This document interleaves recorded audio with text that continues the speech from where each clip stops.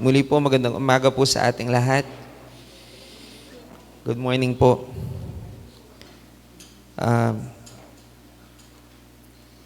Habang po ako'y nananalangin para sa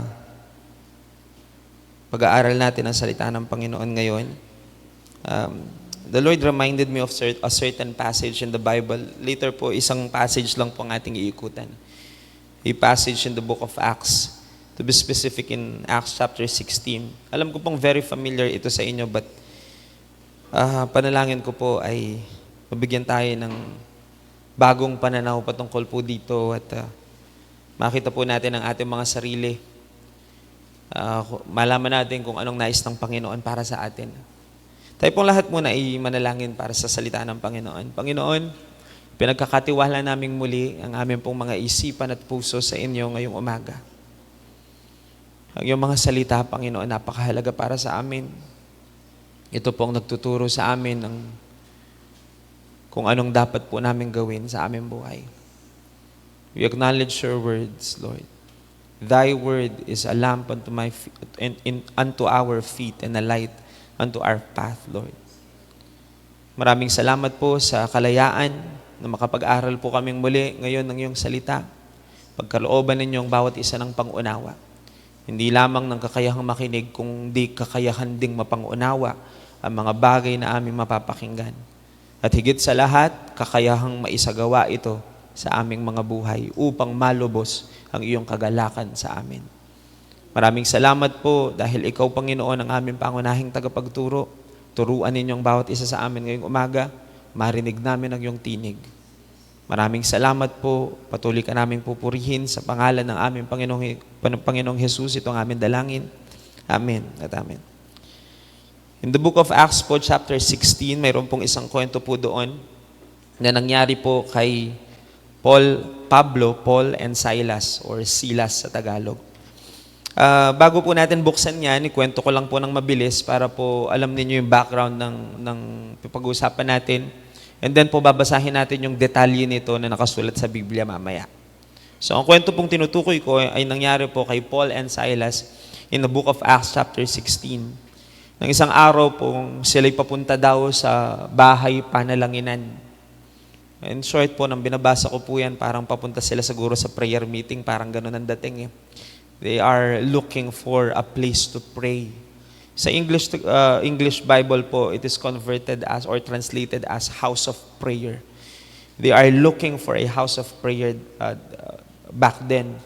And then po, nang papunta po sila sa bahay panalanginan, meron pong isang batang babae ang pumukaw ng kanilang atensyon kasi po, itong batang babaeng ito, nagpapahayag daw po ng mga mangyayari sa hinaharap.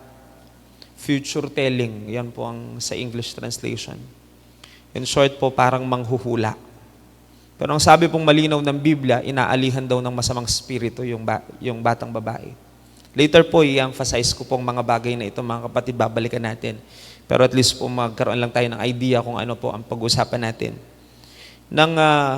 Ang sabi po ng Biblia, ilang araw na rin pong nagsasalita yung bata at nang makita po ng batang babae, itong si Pablo at Silas ay bigla siyang nagsalita at pinakilala sila bilang mga anak ng Diyos. Mga tagasunod daw po ng Diyos at sila daw po ay nagbabalita patungkol sa kaligtasan, which is totoo naman po yun eh. Kasi po yun naman talagang ginagawa po ni na Pablo po noon. Pero na-discern po ni Pablo na galing sa masamang spirito yung pong mga ginagawa ng batang babae. Kaya nga po, ang sabi po ng Biblia, later po babalikan natin yung mismong talata, ang ginamit na term sa Tagalog ay nainis daw si Pablo. Pero later po, babanggitin ko po yan na hindi po klase ng inis na alam ninyo at alam ko. Pero nainis daw po si Pablo, biglang humarap sa batang babae at sinabing, lumayas ka masamang spirito, parang ganun po ang sinabi niya. So he rebuked the bad spirit at nakalaya daw po ang bata. Dapat po sana happy story na yun, di po ba? Kasi po nakalaya ng bata, pero may mga ilang taong galit. Kasi po may mga boss pala yung bata, parang sindikato po, no? May mga boss pala yung bata na dahil kumikita po yung bata, napupunta sa kanila, nawalan sila ng pagkakakitaan, nagalit ngayon sila. Kina Pablo. At dahil po galit na galit sila, sila po ay binugbog, dinala po sa mga nakatataas doon sa panahon na yon at pinagbintangan ng mga kung ano-ano na sila daw po yung nagtuturo ng mga bagay na labag sa kultura at parang labag sa nakasanayan ng mga taga-Roma. So in short po, sila po ay pinahubaran at sila po ay pinahagupit at sila po ay kinulong. Yan po ang nakasulat po doon sa mga talata pong babasahin natin mamaya. Pero ang kakaiba po doon, sila po ay nakulong, dinala po sa parang pinakasentro ng piitan. Tapos po, linagyan daw po ng parang 2 perasong kahoy yun, inipit yung kanilang mga paa para sigurado po sigurong hindi na sila makatatakbo, parang ganoon po. Pero ang sabi po ng Biblia, ang kakaiba, nang maghahating gabi na, sila po'y nakakulong, bugbog sarado. Sugatan po ang kanilang katawan. No? Ang sabi po ng Biblia, ang description sa kanila ay, sila daw po ay nagumpisang manalangin at umawit ng mga pagpupuri sa Panginoon. Ang lahat daw po ng mga tao doon sa kulungan ay nakikinig sa kanila. Just try to imagine po, sa kauna-unahang pagkakataon po siguro, nagkaroon ng ibang tunog sa selda. Kasi po ibang tunog sa kulungan sigurado eh. Pero kakaiba po ang nangyari sa gabing yun. Kasi po nag-praise and worship sila doon sa loob eh. Para sila pong nag-lead ng prayer meeting at saka praise and worship doon sa loob, nakikinig lahat. Tapos ang sabi po ng Biblia, gumawa po ang Panginoon sa kanilang kalagitnaan, biglang lumindol ng malakas. Pero hindi po nasira at natibag yung mga kulungan, patay sila nun. Pagka ganun, no po, ang nangyari lang daw po ay nagsibukas ang mga pintuan ng mga selda, naalis daw pong mga tanikala. Yun po ang ginawa po ng Panginoon. At ang nagresulta po noon ay maraming nakakilala sa Diyos sa panahon pong yun. So that's the parang summary of the story. Now, gusto ko pong basahin yung mga details ng kwentong yan kasi po ang mga detalye ang Biblyang magsasabi. Para magkaroon po tayo ng much detailed, parang perspective about this particular story. I'm talking about the passage written in the book of Acts chapter 16, verse 16. Start po tayo sa verse 16 ng book of Acts. Ang sabi po dito, sa Tagalog ko po babasahin, no? Ayan, para mas maintindihan po natin. Isang araw nang kami papunta sa Pook Dalanginan, nasa lubong namin ang isang batang babaeng alipin. Sinasapian siya ng masamang spirito kaya siya nakakapanghula. Malaki ang kinikita ng kanyang mga amo dahil sa kanyang panghuhula. Sinundan-sundan niya kami ni na Pablo at sumisigaw ng ganito, ang mga taong ito'y lingkod ng kataas-taasang Diyos, ipinapahayag nila sa inyo kung paano kayo maliligtas. Verse 18 po, marami ng araw na ginagawa niya yon, kaya't nainis si Pablo. Hinarap niya ang bata at sinabi sa espiritu, inuutos ko sa iyo, sa pangalan ni Kristo Jesus, lumabas ka sa babaeng yan. At noon di lumabas ang masamang espiritu. Verse 19 po, nang makita ng mga amo ng bata na nawala na ang kanilang pinagkakakitaan, sinunggaban nila si Pablo at Silas, kinaladkad sa liwasang bayan at iniharap sa mga may kapangyarihan. Verse 20 po, iniharap sila ng mga pinuno ng lungsod at pinaratangan ng ganito, nanggugulo po sa lungsod ang mga Hudyong ito at nagtuturo sila ng mga kaugaliang labag sa kautusan nating mga Romano. Hindi natin maaaring sundin ng mga tinuturo nila. Verse 22. Nakisali ang mga tao sa pananakit sa kanila at pinahubaran sila ng mga pinuno at ipinahagupit. Verse 23 po. Pagkatapos hampasin ng paulit-ulit, sila'y ipinibalanggo at pinabantayang mabuti. Verse 24 po.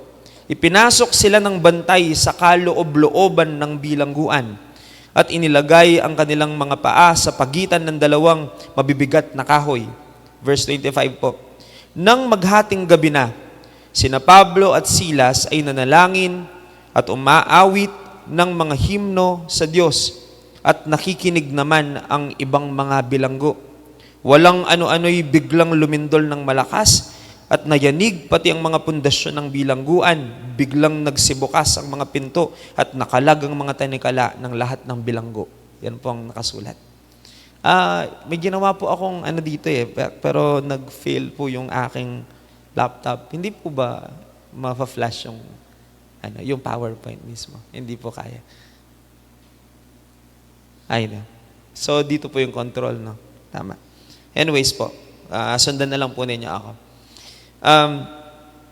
Nais ko pong pansinin natin itong binasa po natin kanina. Those are the details, no? Po, detailed version of it. Start po tayo sa verse 16. Babalikan ko lang po ng tig-isang verses and then let's look deeper into each and every verses. In verse 16 po, ganito po ang nakasulat. Isang araw daw po, sabi po dito, isang araw nang kami papunta sa Pook Dalanginan as we were going to a place of prayer. Yan po ang sabi. Sa ibang English version po, house of prayer ang ginamit po dyan. Sa Tagalog po, mayroon pong, ang umpisa niyan ay isang araw. Binasa ko po kasi yan sa Tagalog. Para pong typical na storya na nag-uumpisa sa salitang, di po ba ang mga stories natin ng mga Pilipino, most of the time nagsisimula sa isang araw. Di po ba ganun nag-uumpisa yan? So parang sa Tagalog Bible po, nag-uumpisa yan sa salitang isang araw nang kami papunta sa lugar Dalanginan o sa Pook Dalanginan, house of prayer. Doon pa lang po sa unang pagbasa ko niyan, huminto na kaagad ako and then I have written a lot of things based lang doon sa first stanza.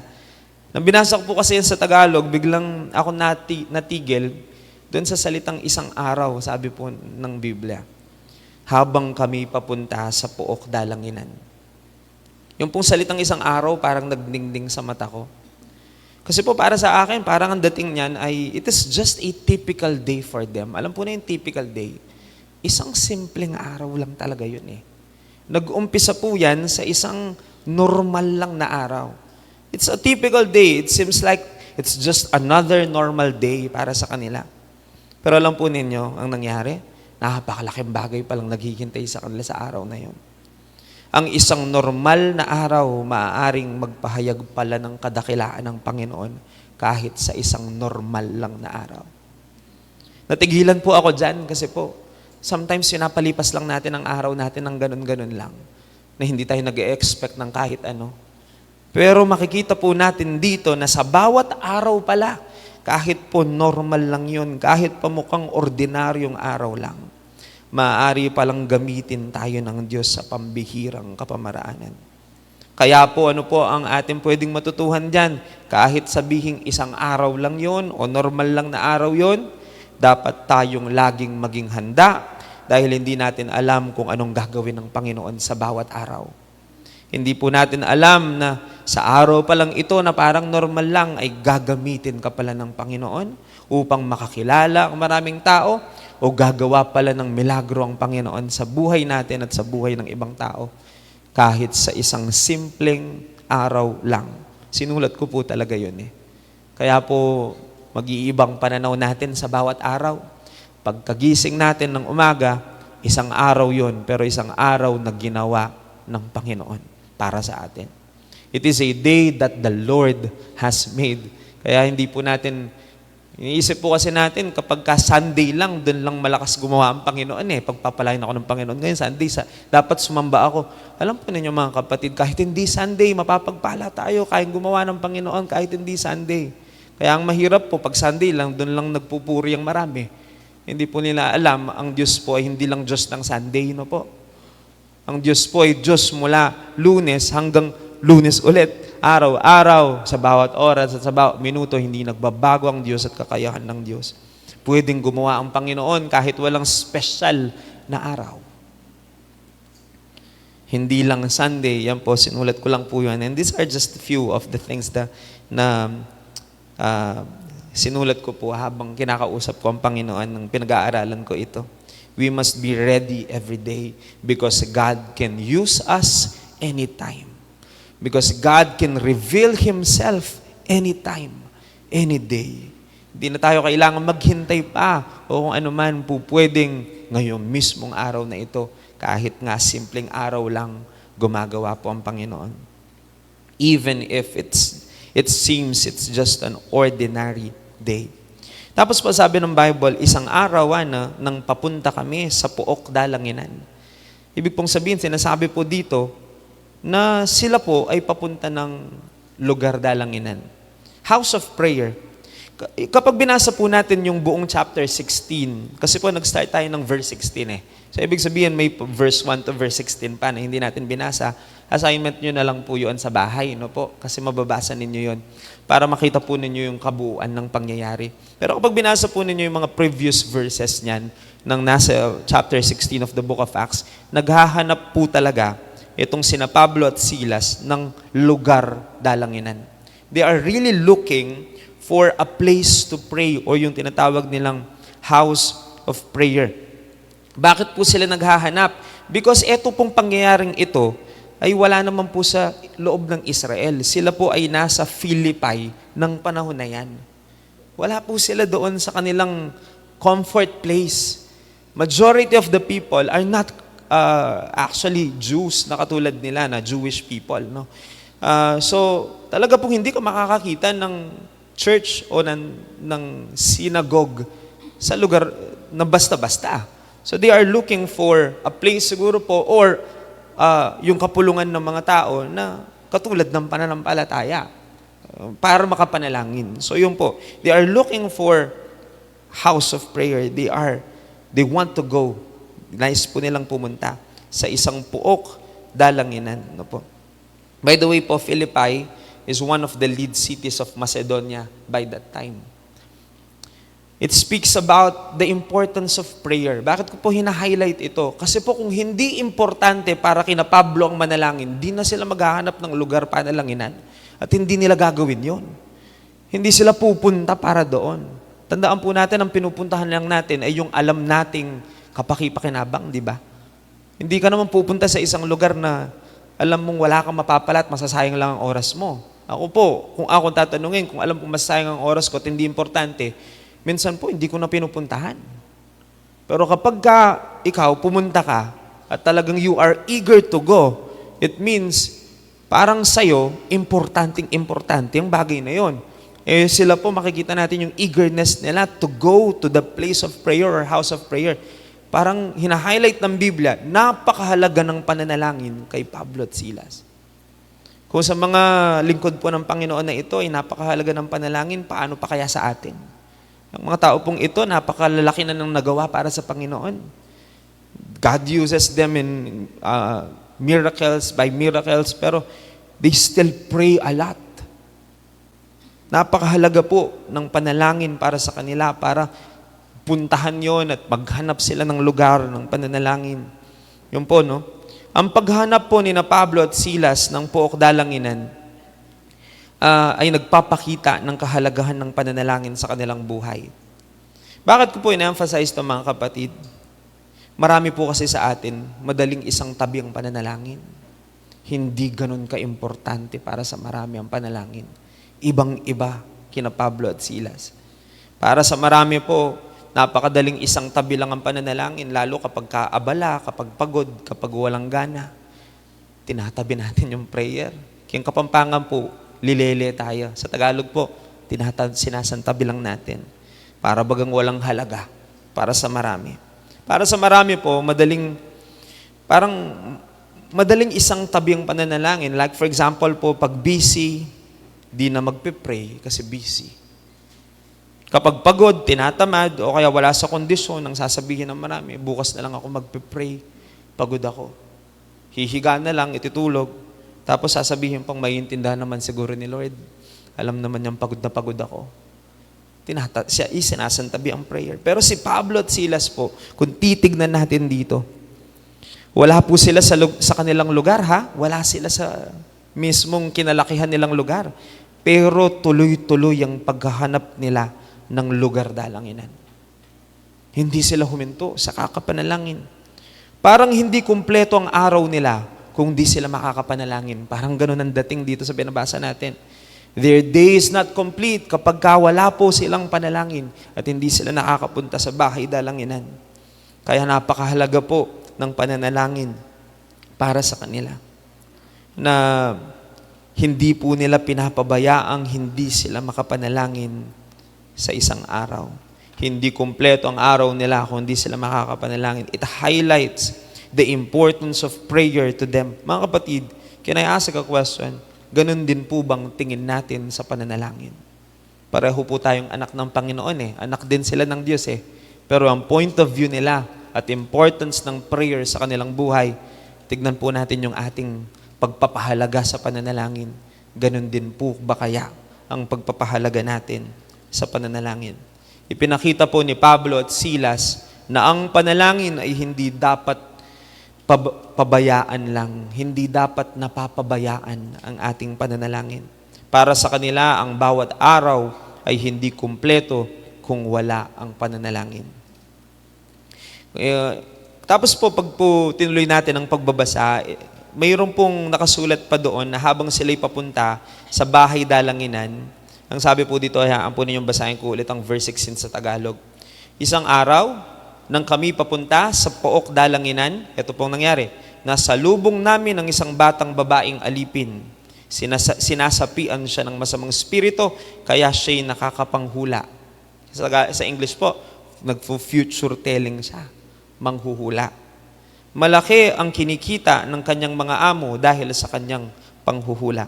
So meron pong tinukoy dito na isang batang babae na ang ginagawa po niya ay future telling.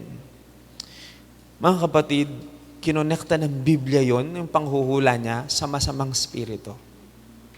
Sana po walang magdamdam sa sasabihin ko, pero malinaw naman kahit pagbalabaligtarin po ninyo. Yung panghuhulang ginagawa niya may connection sa masamang spiritong nasa kanya.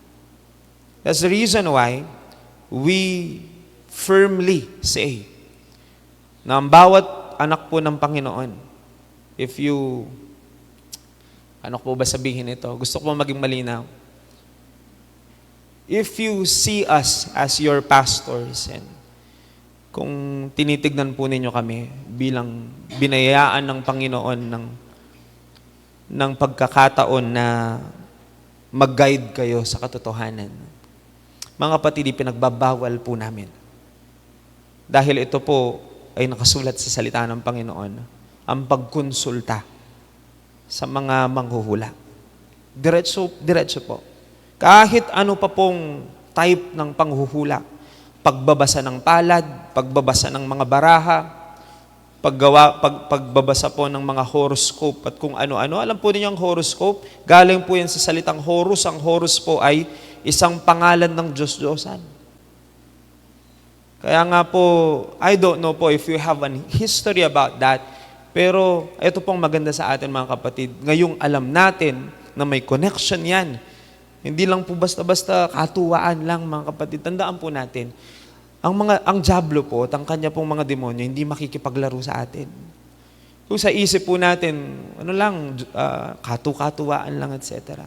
But we cannot play games with the devil. And if it is related to masamang spirito, yung sinasabi po dito, huwag na huwag po mga kapatid. Actually po, hindi talaga tayo binigyan ng Diyos ng kakayahan, normal na kakayahan, na malaman ang bukas. Kasi po para magtiwala tayo sa Diyos sa ating bukas. Maaari pong may bigyan ng Panginoon ng kakayahang saglit na we call it prophetic word. Pero yung alam mo lahat ng mangyayari, walang ibang may ganong kakayahan kundi ang Diyos lang. At para po sabihin ko sa inyo, huwag na po kayong tumingin sa mga bituin para malaman ang inyong kapalaran. Ang tanungin ninyo ang may gawa ng mga bituin. Huwag ang mga nilikha lamang. Hindi nilikha ang magdidikta ng kapalaran natin. Hindi po yung hugis ng palad mo, ang tatanungin mo, o kaya guhit sa palad. Kung maganda-ganda daw po ang yayamang ka, sasabihin daw po, ano na po ninyo yun? Hindi po ito magsasabi. Tanungin mo yung gumawa ng ating pong buhay. Noon pa po, nakalatag ng kanyang plano sa ating buhay, mga kapatid. Hindi po mga bagay na ito. Dito po, pinagkakakitaan siya ng mga tao, yung batang babae. Pero, inaalihan siya ng masamang spirito. Mga kapatid, we believe in what we call transfer of spirits or transferring of spirits. If you will do that, mahihirapan po tayo. Magiging pabigat yon sa ating buhay bilang mga anak ng Diyos. I pray po mga kapatid, hinto lang po ako ng konti.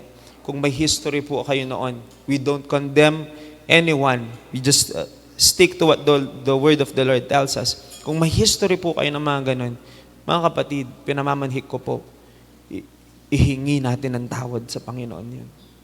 At ipalinis natin ang ating mga sarili. Kasi po, tapat ang Diyos sa atin. Kung tayo lalapit sa Kanya, alalahanin natin yun at magpapalinis tayo, ikakat ng Panginoon ang lahat ng ties na nanggaling doon sa experiences nating yun. Yan po ang unang panalangin ko para sa atin na magising na tayo sa katotohanan ng may hawak ng ating hinaharap. May hawak ng future natin ay tanging ang Diyos lang. At iasa natin ang ating pong kinabukasan sa Diyos lamang. Tapos po, mapapansin ninyo, sabi ng Bible, doon sa verse 16 pa lang po ito ha, after po ng sinabing nakakapanghula siya dahil may masamang spirito siya, bigla pong sinabi ng Bible, yung last sentence ng verse 16 na yung kanyang mga amo kumikita dahil sa panghuhula ng bata. Bigla po ako huminto ulit at nagsulat ulit ako. Alam po ninyo, napansin ko, hindi lamang ang bata ang inaalihan ng masamang spirito. Hindi nga sinasaniban din yung kanyang mga amo, pero malakas ang spirit of greediness sa mga amo. Hindi nga po siguro katulad ng parang sinasaniban na ganito, pero kapag po ang tao punong-puno ng kasakiman, mga kapatid, masamang spirito rin yun. Nakuha po ninyo? Akala po natin, pag binasa lang natin, yung bata lang ang may problema. Hindi po. Pati yung mga among kumikita, may problema rin sila. Bakit alam ko pong mayroon silang parang spirito ng pagkagahaman sa kanilang puso. Nang mawala ang kanila pong kinikita, galit na galit ngayon sila. Na halos gusto nilang pumatay. Kasi po, nawala yung kanilang pagkakakitaan. Just try to imagine that. Binugbog nilang mga taong wala namang ginagawa. Tapos po, bintangan pa sila ng mga hindi totoo. Just try to imagine, magagawa ng isang tao yung ganoon. Of course po, alam naman po natin it is because of the influence of the devil and the evil one kapag kaganoon. Kaya nga po, isa po sa mga deadly sins talaga yung pong greed yung kasakiman sa salapi, kasakiman sa pera. Salamat po sa Panginoon, pinalaya na tayo doon sa mga ganon. Amen po ba? Yan po yung mga napansin ko sa verse 16 pa lamang. Tapos pag sinundan po natin yan, tinuloy natin in verse 17, sabi ng Bible, Tagalog po ha, sinundan-sundan niya kami. Talking about yung batang babae. Sumunod-sunod daw po siya kina Pablo. Sinundan-sundan niya kami at sumisigaw ng ganito.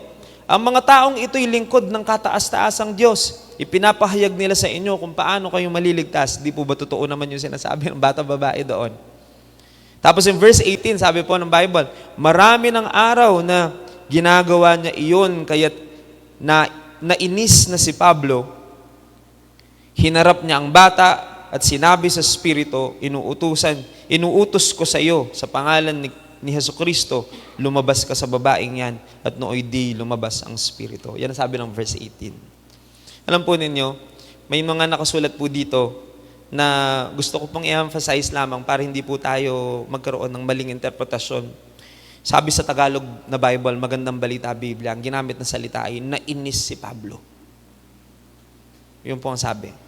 Baka po basahin ninyo yan at sabihin ninyong, nagkasala si Pablo dito. Parang nainis siya. Di po ba kasalanan mainis? Naranasan na po ninyong mainis sa isang tao dahil sobrang ingay o kaya kung anong pinagsasabi, sora naman. No? Naiinis na po. Pero hindi po ganon. Kasi po pag binasa natin ito, tignan po ninyo, pansinin po ninyo, no? Tutulungan ko po kayo na pansinin ito. Sabi ng Bible, nainis nga si Pablo. No question about that, nakasulat po yun sa Biblia. Nainis si Pablo, tapos anong ginawa po ni Pablo? Hinarap niya ang bata. At saka bigla siya nagsalita. Pero sabi ng Biblia, nang harapin niya ang bata, ang kinausap niya hindi bata. Nakuha po ninyo yung kwento? Basahin po ninyo. Hinarap nga niya ang bata, pero hindi yung bata ang kausap niya. Kinausap niyang masamang spirito. Yung masamang spirito po, yun po ang pinalayas niya. So yung inis po ni Pablo ay hindi sa bata, kundi dun sa masamang spiritong, kasi po siyang kinausap niya eh. Kasi po alam po ni Pablo, ang sinasabi ng banal na kasulatan, hindi po sa laman ng laban natin. Hindi tao ang kalaban natin, mga kapatid. Kaya kung maiinis po kayo sa tao, talagang kasalanan yon. Kasi po nakakalimutan natin that our battle is not against flesh and blood. Nainis nga po si Pablo, pero hindi po sa babae, batang babae, kundi po doon sa masamang spirito. Kahit nainis si Pablo, hindi siya nagalit sa bata, kundi sa masamang spirito na umaalipin doon sa bata. Tinuturuan tayo po nito na sa ating buhay, ang tunay na kaaway po ay hindi ang mga tao sa ating paligid, kundi ang spiritual na puwersang nagdudulot ng kasamaan dito sa mundo. Mga kapatid, madalas po nagagalit tayo, naiinis sa mga tao dahil sa ginagawa nila at sinasabi nila sa atin. Ngunit dapat nating maalala, mga kapatid, na hindi tao ang tunay na kaaway natin. Ang kaaway po natin ay dyablo at ang kanyang mga alagad, yun ang mga tunay na kaaway natin. Baka sabihin po ninyo, ito po ay sinasabi ko lamang, nakasulat na malinaw yan sa aklat po ng Efeso, ika-6 na kabanata, ika-12 talata, Ephesians chapter 6 verse 12. Sapagkat hindi tayo nakikipaglaban sa tao. Diretso po yun sa Tagalog. Hindi tao ang mga kalaban natin. Yan ang sinasabi po ng salita ng Panginoon doon. Ano daw po ang kalaban natin kung magkagayon?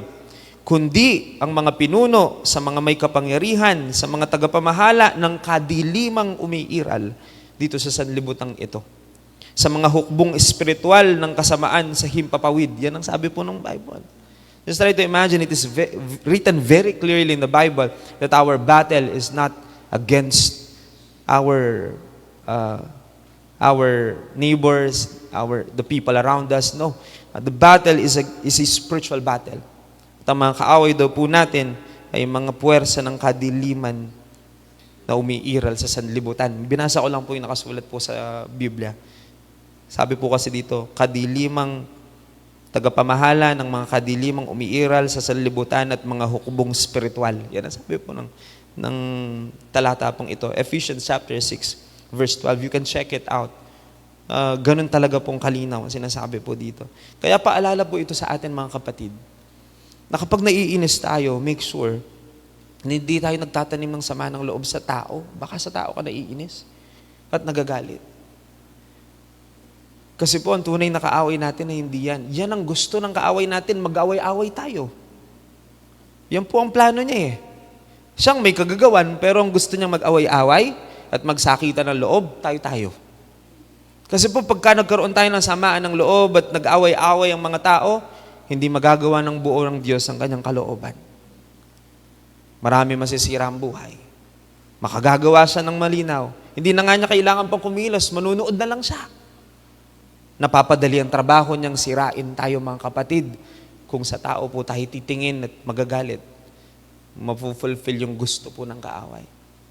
Pero tayo po, kung magagalit man, hindi po sa tao, kundi sa mga tunay na kaaway natin. Alala ko lang po nung bigla. May mga tao pong nakikipagkaibigan sa mga ganyan eh. Mga kapatid, hindi po sila kaibigan. A very current issue is yung pong palabas pa lang na pelikulang Dear Something. They changed the name eh. It seems like they are portraying na you can, pwede po ba kang makipagkaibigan sa diablo at sa mga demonyo? Meron po bang magandang bagay sa kanila? May kabutihan ba sa kanila o kung ano man? In fact po, there are also many, hindi po yan ang una eh. Sa ibang bansa po, may mga ilang palabas na naunang inilabas na tumutukoy sa kaaway at pinoportray siya bilang pwedeng maging kaibigan. Tinuturo yan sa mga bata. Kaya nga po sinisira po talaga yung katotohanan kung sino talaga yung diablo, para ganon. Alam po ninyo, nabanggit ko lang po yan, kasi sa kultura nating mga Pilipino, may mga nakikipagkaibigan pa. We cannot make friends with them. It's either you are for God and against the devil, pipili ka talaga. Kung kanino, hindi pwede pong yung paa mo, ano ka sa dalawang bakod, hindi pwede yung ganoon. Dapat pipili ka kung sa Diyos ka, sa Diyos ka. Sinasabi ko lang po ito kasi po, yung mga ibang Pilipino, pag makikiraan pa,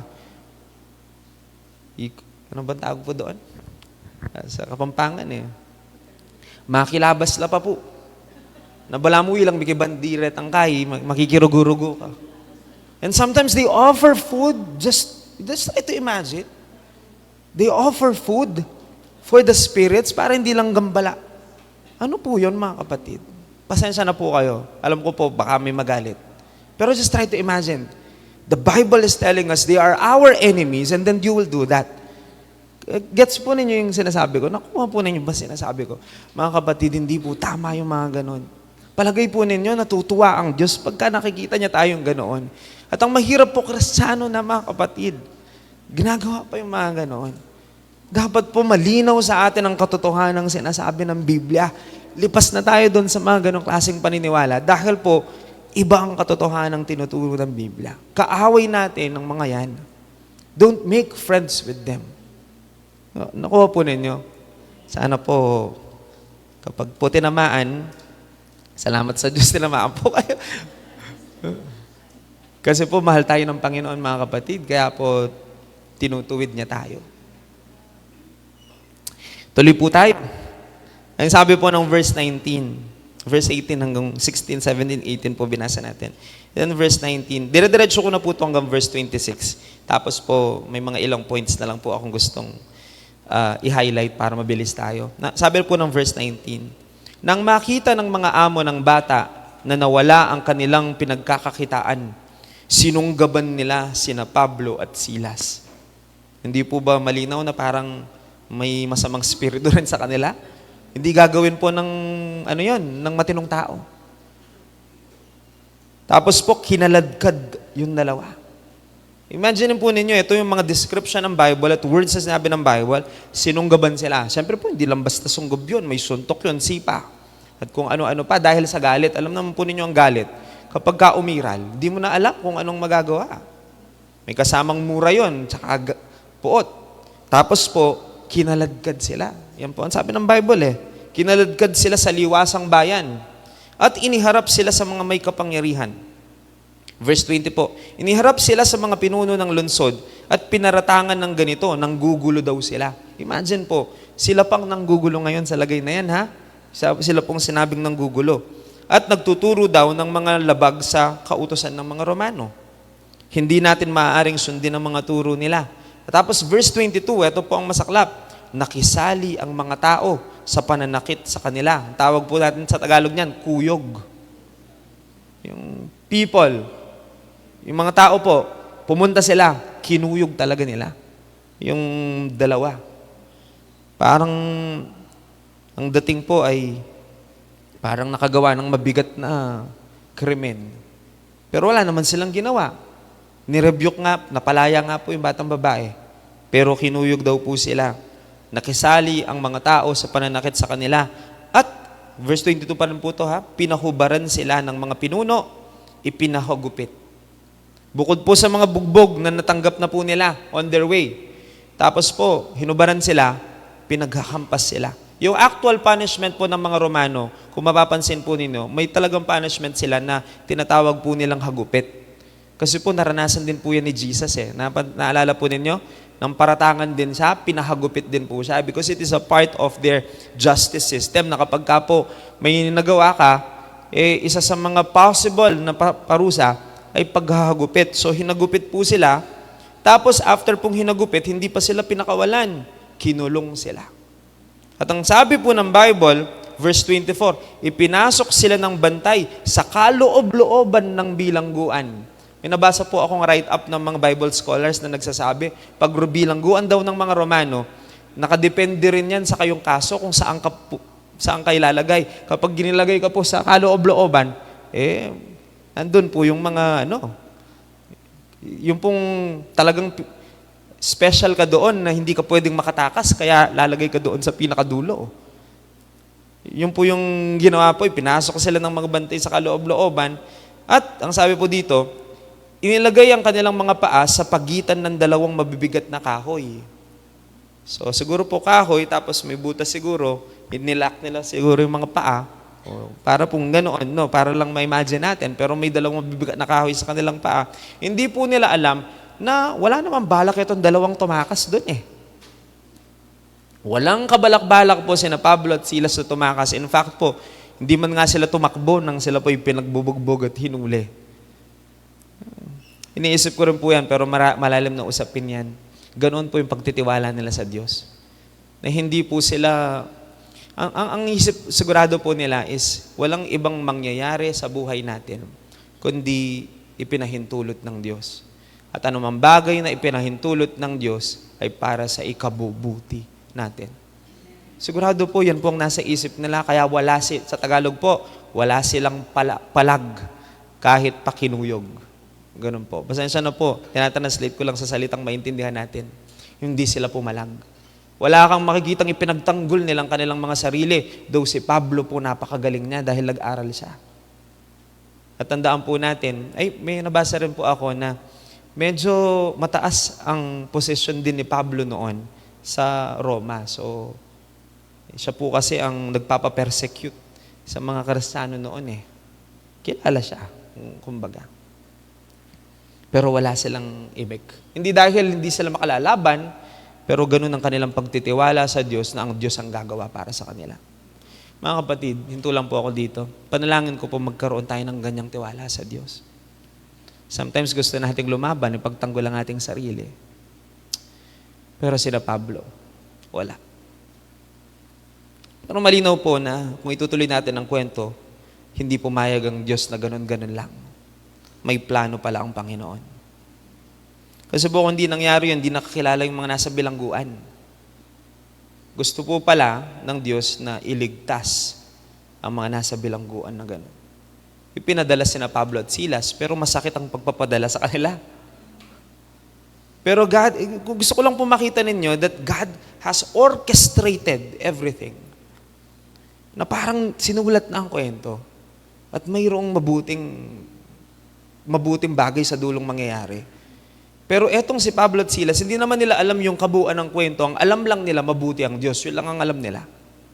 Kaya nga po, hanggang dulo, bakit po sinasabing ang alam lang nila mabuti ang Diyos at hindi sila nagalit, hindi sila umimik? Tignan po ninyo, ginawa nila sa kulungan. Imbis na sisihin ng Diyos. Kasi po nandun sila sa Philippi kasi nagmi-mission sila dun eh. Just try to imagine, nakulong sila, binugbog sila. Palagi ko naman po, valid naman na magtanong sila sa Diyos na, nagpunta po kami dito para sa inyo, Panginoon. Ito po nangyari, ang blakay-blakay lang po, tsaka marami sila sugat. Pero hindi po ganun ang nangyari eh. Ang nangyari po, napakalalakas pa ng boses nila. Na nagpapalakapak siguro sila doon, nag-aawitan sila ng pagpupuri.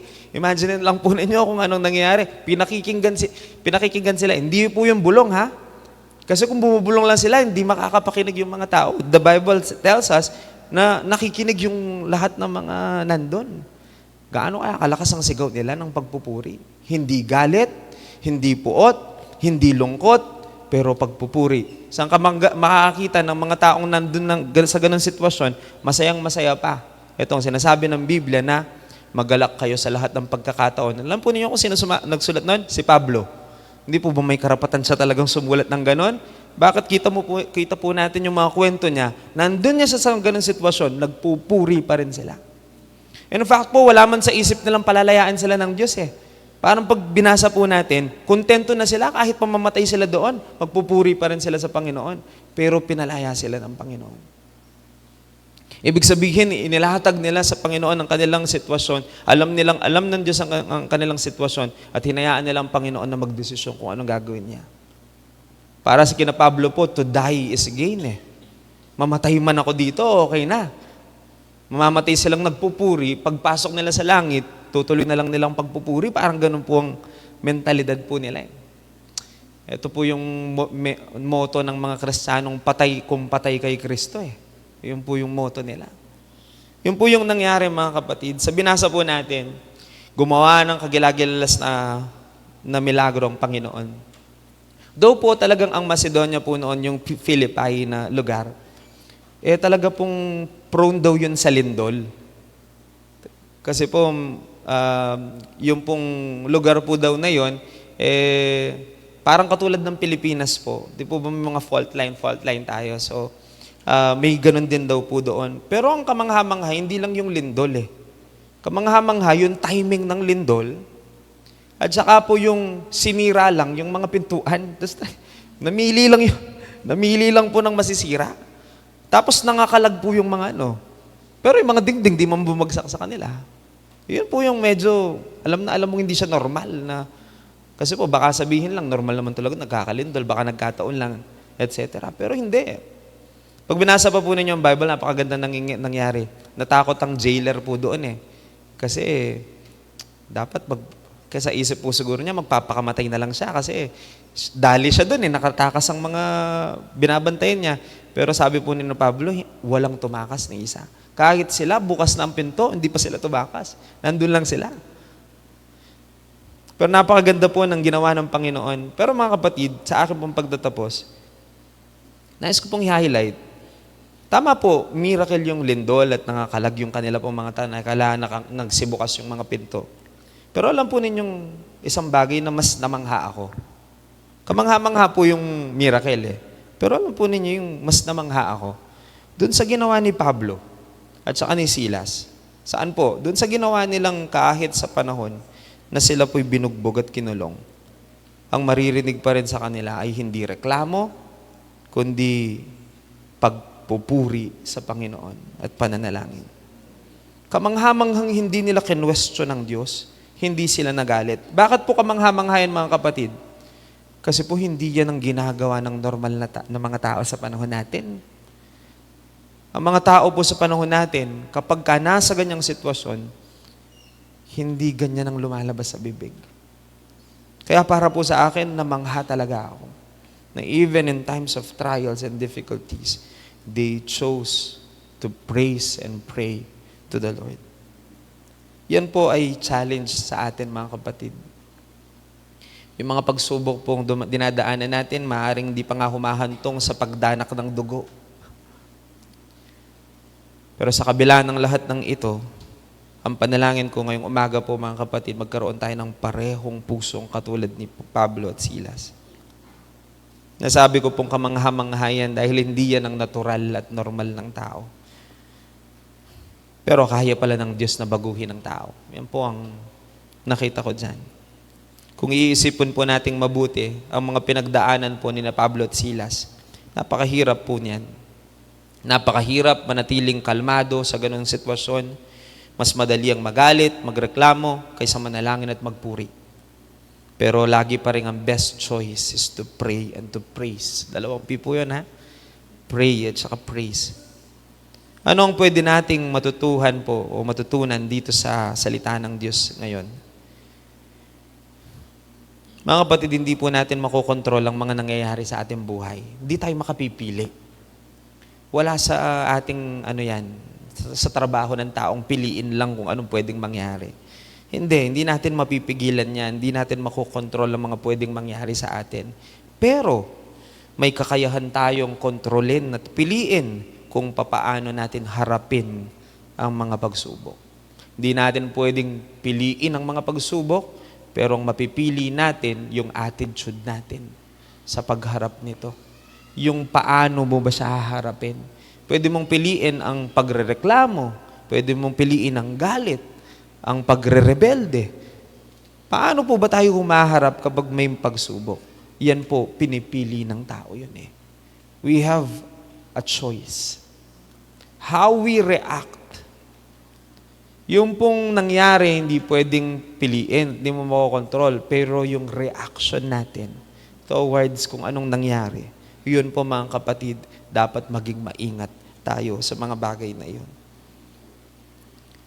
Pwede po nating harapin ang mga pagsubok sa iba't ibang kapamaraanan. Pwedeng reklamo, galit, pero hindi yan ang kalooban ng Panginoon sa atin.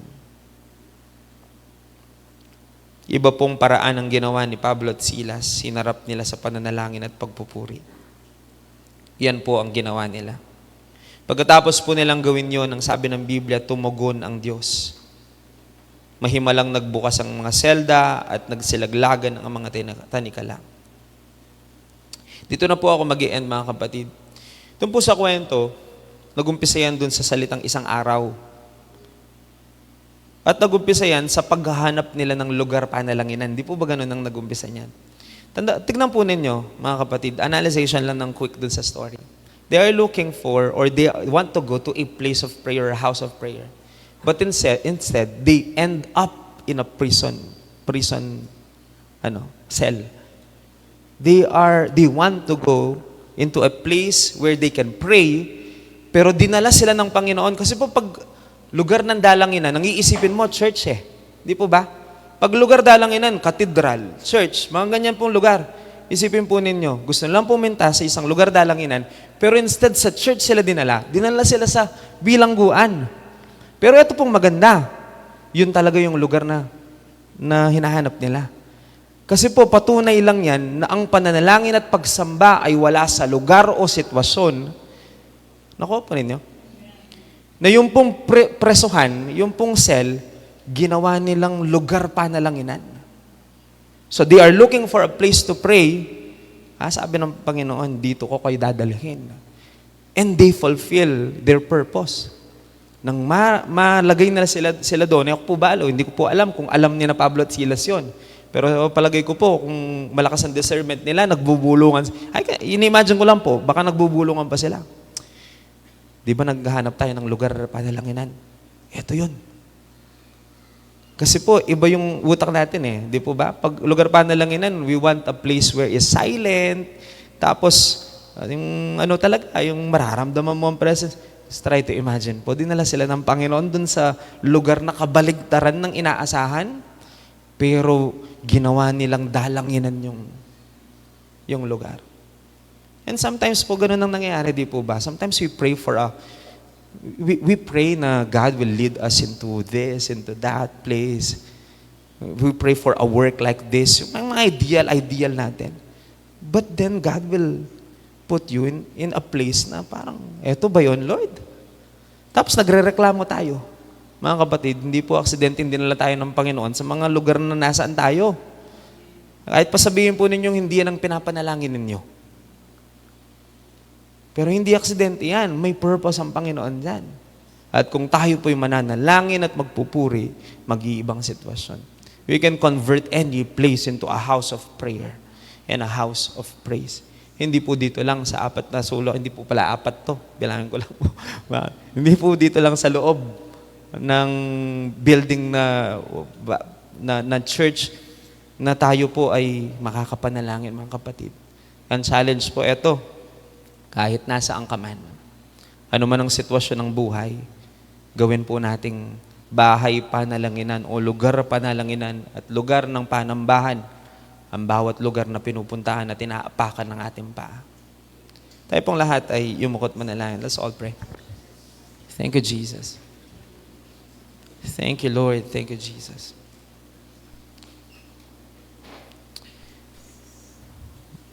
Thank you, Lord Jesus. Kinikilala ka po namin, Panginoon, sa aming kalagitnaan ngayong umaga. Maraming salamat po muli sa pagtuturo mo sa amin. Alam po namin na yung mga bagay po na amin pong narinig, nabasa na pag-aralan, maaring ilang beses na pong nabasa yan ng marami sa amin. Pero salamat po at patuloy po ninyo kaming tinuturuan kung paano kumilos, gumalaw, kung anong gagawin po namin sa bawat sitwasyon ng aming buhay. Naisulat po ang mga bagay na ito upang kahit sa aming kapanahunan ay matuto po kami.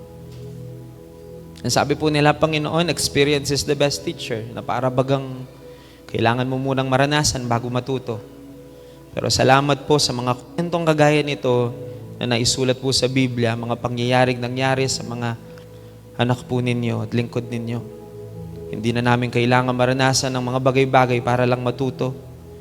Mababasa na namin yan sa inyong salita.